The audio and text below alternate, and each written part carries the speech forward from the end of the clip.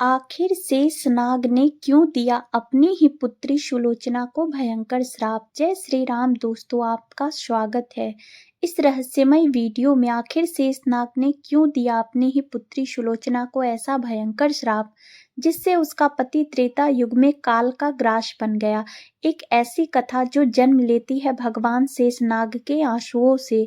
लेकिन सवाल यह उठता है कि आखिर शेषनाग जी ने अपनी ही पुत्री सती सुलोचना को श्राप क्यों दिया। इसके पीछे एक दुर्लभ पौराणिक कथा छिपा है जिसे बहुत कम लोगों ने सुना है। इस वीडियो में हम आपको उस गहरे रहस्य से अवगत कराएंगे जो एक पिता को अपनी ही पुत्री को भयंकर श्राप देने पर मजबूर कर दिया।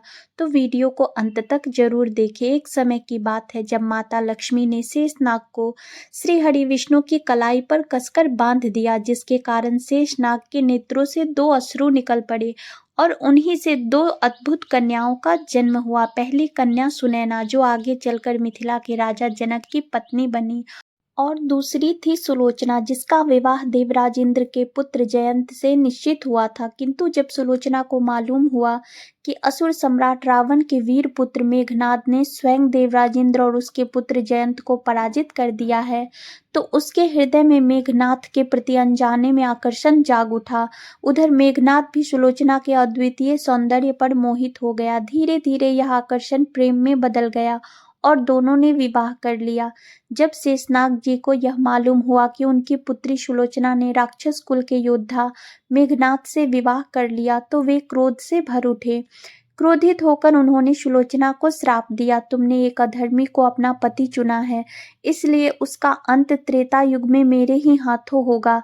समय ने करवट ली और त्रेता युग में जब भगवान श्री राम और लक्ष्मण रावण से युद्ध करने लंका पहुंचे, तो नियति का लिखा सत्य होने लगा। रणभूमि में लक्ष्मण और मेघनाद का आमना सामना हुआ। दोनों महायोद्धाओं के बीच भीषण संग्राम हुआ, जहां दिव्यास्त्रों की वर्षा से आकाश कांप उठा।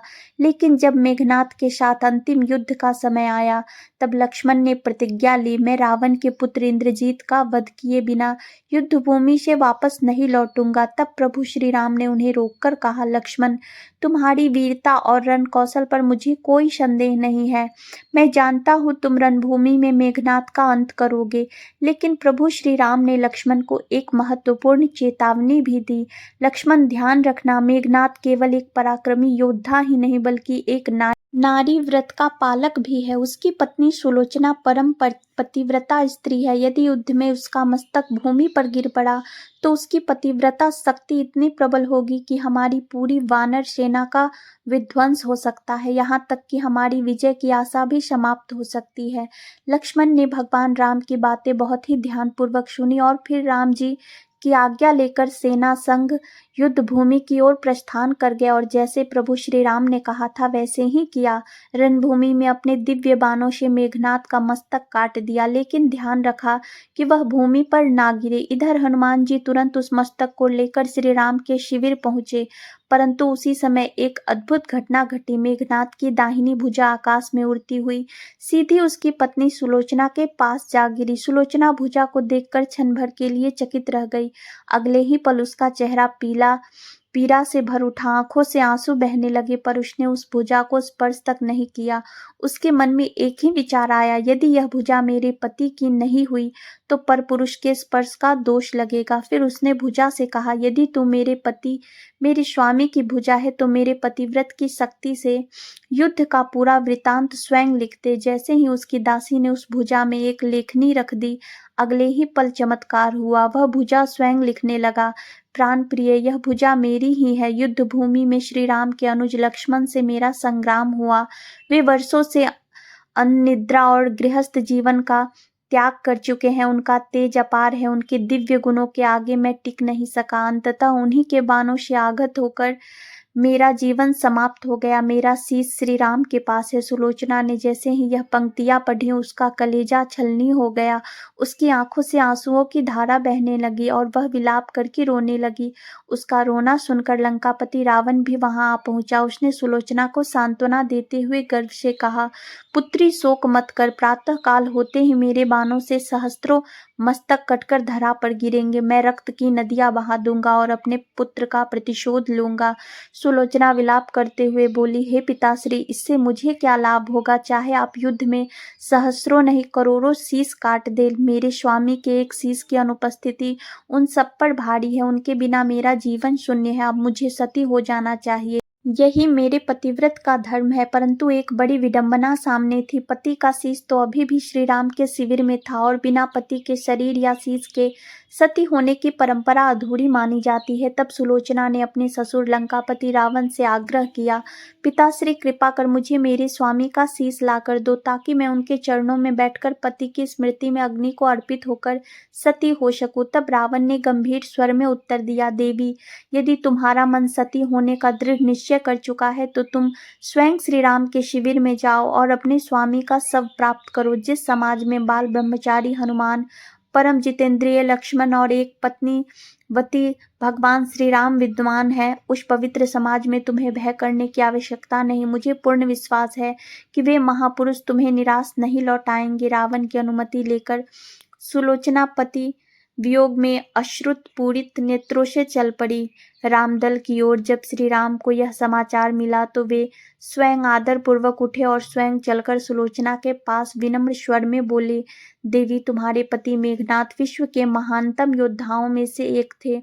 तुम्हारे स्वामी में अनेक सद्गुण थे, पर विधि के विधान को कौन टाल सकता है? आज तुम्हें इस अवस्था में देखकर मेरा हृदय भी पीड़ा से व्याकुल है। सुलोचना ने तब अपने अश्रु पूरित नेत्रों से श्री राम की स्तुति करनी शुरू की। प्रभु, आप मर्यादा पुरुषोत्तम है, धर्म और करुणा के मूर्तिमान स्वरूप है।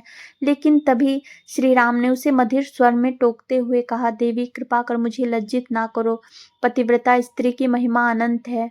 उसके तप और सतीत्व की शक्ति से तो त्रिलोक कांपता है। मैं जानता हूँ तुम परम सती हो। तुम्हारे सतीत्व का तेज ऐसा है कि स्वयं अग्नि भी तुम्हें स्पर्श करने से पूर्व थर्राता है। बस तुम बताओ, मैं तुम्हारी किस प्रकार सहायता कर सकता हूँ?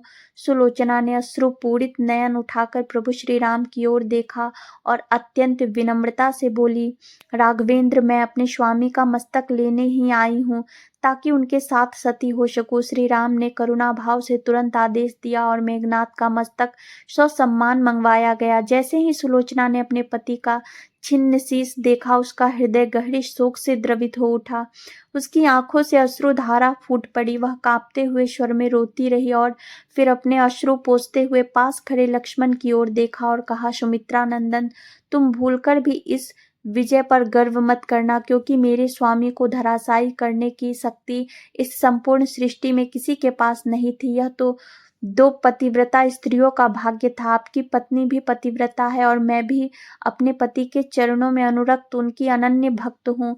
किंतु दुर्भाग्य देखिए, मेरे स्वामी उस पिता के अन्न पर पले जिसने एक पतिव्रता नारी का हरण किया। उसी के लिए मेरे युद्ध भूमि में उतरे और अंततः अपने प्राण खो बैठे। इधर राम शिविर में सुलोचना को देख सभी योद्धा चौंक गए।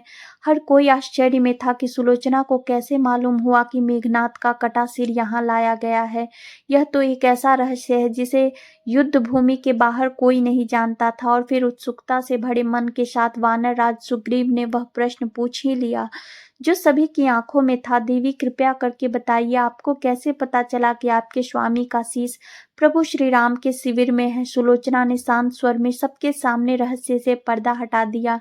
मेरे स्वामी की कटी हुई भुजा युद्ध भूमि से उड़ती हुई मेरे पास आई थी। उसी भुजा ने लेखनी के सहारे युद्ध का सारा वृतांत लिख भेजा और मुझे सच्चाई का पता चल गया। यह सुनते ही सुग्रीव थोड़ा व्यंग्य में मुस्कुराए और बोले, यदि एक कटी भुजा लिख सकती है तो फिर क्या यह कटे हुए शीश हंस भी सकते हैं?